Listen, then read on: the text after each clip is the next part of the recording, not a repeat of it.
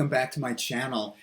For those of you who have seen my video I recorded and uploaded yesterday, this is kind of in the same vein. I know I said in my video yesterday that I usually don't talk about serious topics like that, but I wanted to get that off my chest, and something happened at work that I wanted to talk about again. I'll leave out details, personal details, but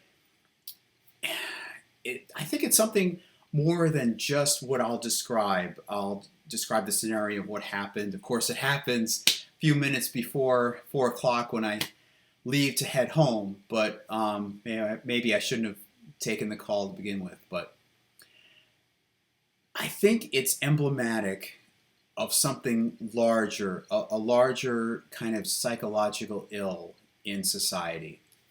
Right? The scenario is, I work at a place where there's a clientele that calls in, and we take the information and we process it and take it further to help them, to give them assistance. I think that's vague enough that I'm not doxing myself. Okay, and sometimes they can be very quick and sharp and short with people, and speak in a way that, the majority of them are kind and nice, and I take the information and they're fine, but some I think are just downright spoiled. They don't realize, okay, I'll get into that. They don't realize what's going on behind the scenes, what I'm doing behind the scenes. All right, so I have 2 computer displays, and I have one of them, I have like 2 websites I'm looking to gather information, plus I have another screen, another page up to put in the information. I'm filling out a form online, and I have 2 separate sites to go through to copy and paste, and so forth. So many times people will call in and they just start spewing information like da da da da da, and most of the time I say, hold on, I have to put in some information first, and they're fine, and they stop, and they wait until I'm ready for them. But there's some, I'll just call it out, there's some spoiled brats that just get quick with me and say, well, how come you, first of all, I'm just typing in the name already. They in order to search and find out, see, I put in the name in a search to gather their date of birth and their address and their phone number and all this contact information I have to put in the form. So I'm working as quickly as I can. But already they're on to, all right, this is my, I don't know how to say it, like, this is my current thing that I need service for. Already they're doing that. Now hold. I'm copying and pasting. Sometimes they're really quick and like short with you, and you could be done, and like, and plus the form that I'm doing, it's like, it's 30 questions, and the question that, their name, what their name is, that's question number 5. And I'm doing it as quickly as I can, and they may have rattled off whatever, and I'm concentrating on trying to get this information quickly. And so and this is just common decency, like common decency. Okay, I was doing that while you were telling me all this, so please hold on. So I may have even heard you, but I'm not even up to those questions yet. So those questions are further down the form. I'm still at number 5, I'm still at the elementary question of what's your name, and some other questions, phone number and contact information. I'm not even down to whatever they're getting at yet. Then not only that, but they may have 2, a couple, 3. I've had like 5 services. I won't get into what the services are, but like 5 of them already, and they're just rushing through. And here's the crux. Here's the crux. I'll just call them spoiled brats. They don't realize that there's a concept of other people, and it could be that this other person, namely me, in trying to help them, has this other stuff that he's doing while they're rattling that stuff off. Like there are other steps in the process. They're so narrow-minded and self-centered. That's a key word, I guess, or a couple of words anyway. Self-centered, that they don't even recognize that there may be other steps in the process. And then when I when I explain, then they get ticked off at me. I've had quite a few times where they will ask me, well, how long have you been at this job? And are you new? And then at least one person has called me, has asked if I graduated high school, how dumb am I, and or stupid or whatever. And I admit some of the questions are really picky, and I mean not picky, really personal. It's almost like blood type. I mean, I've joked with coworkers saying, like, the next questions they're going to ask are like, what's your blood type and what's your next of kin or something. I mean, some of these are really personal, but I still have to ask these. Sometimes, fortunately, there's an asterisk for certain questions, and if you don't complete those questions with an asterisk, you can't go on with the form. And that's what one thing I'm getting at. It's not like I can just skip to a different, a new blank form. It's not like I can skip, like I said before, like they could rattle off 5 different services. It's not like I can just jump between the different services. I have to complete this form and answer at least all the questions that have an asterisk next to them. And there are 31 questions. So, I can skip some questions that I admit are intrusive. Some of them I literally could not go on to the next form or new form unless I answer those questions. So there's that short-sightedness, there's that self-centeredness, there's that bitterness, and I'm thinking, I had thought of this already for a more personal reason, but in the past week, but this incident, this experience, just reminded me and provoked me to do this video because I see a resemblance with bullying, and perhaps they feel bitter themselves and they take it out on other people.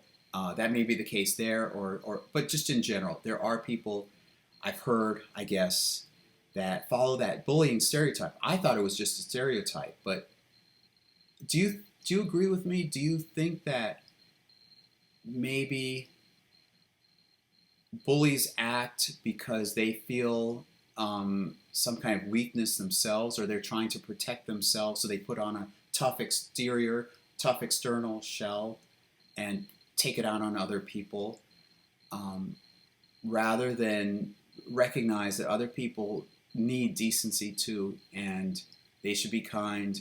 I mean, even starting up this computer, I was thinking of the topic and what I want to make sure I want to say everything. And I was also thinking of the phrase, like, that person may die or something. You may never, that may be the last time you see the person. Who knows what could happen? So I've had that in mind when I meet people and I talk with people, like casual, or just anybody. I treat people with respect and kindness. And sometimes with close friends, it could affect me personally because that may be the last time, for whatever reason, I may never see them again. And there's somebody actually who enjoys this channel, and he's up there in age. He's like something 80 something, and he drives and he's out there and he's very physically active, or at least as physically active as he can be at 80 something. Great shape. If you know who you are, hi. And he goes with us to, there's a group of us that are Mensa members. Well, I'm not a Mensa member. My parents were Mensa members, and my uncle was a Mensa member.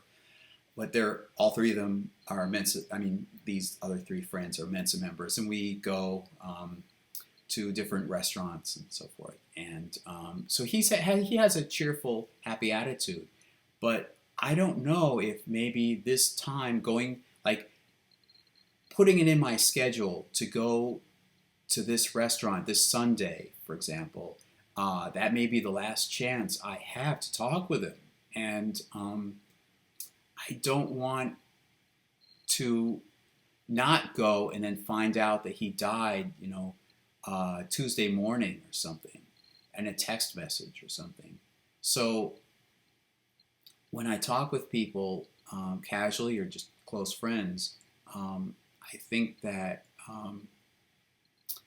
I want to treat them with respect, and I want them to be happy, and I want to treat them with respect, and so forth and so on. So this is one of those things that will be too long for a YouTube minute short.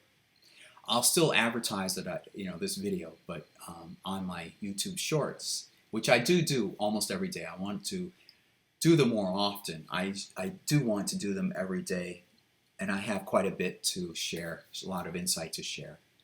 So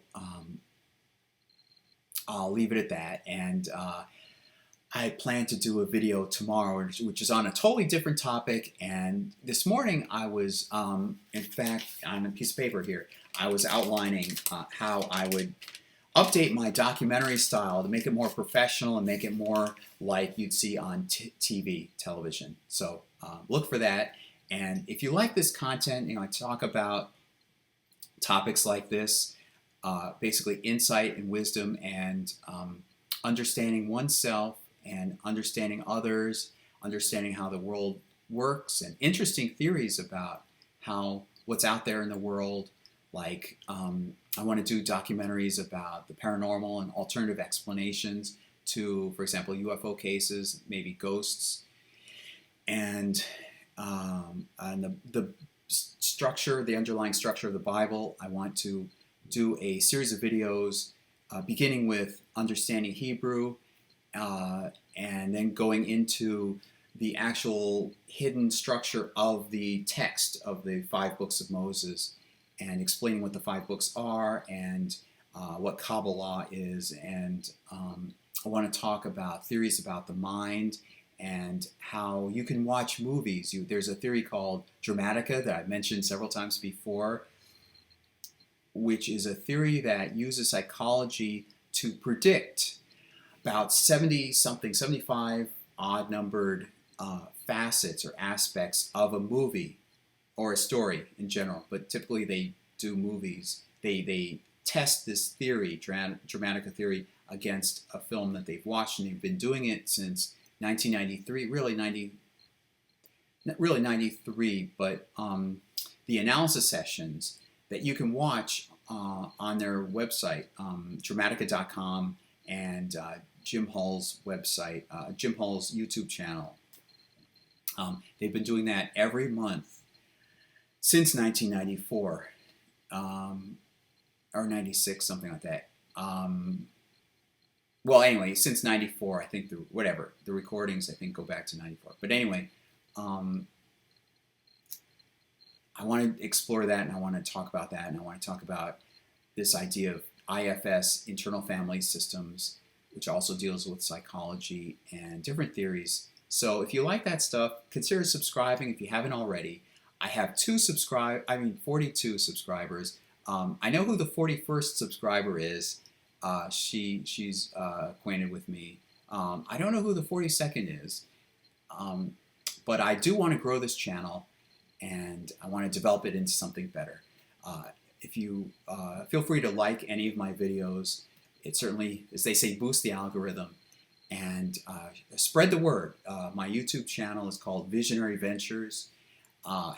Some of it is introspection, covering topics I talked about. Another is called Showcase, which talks about my creative project. I share my creative projects, screenwriting and songwriting, perhaps, and so forth. And I do YouTube 1-minute shorts. So consider subscribing, and I'll see you next time. Bye.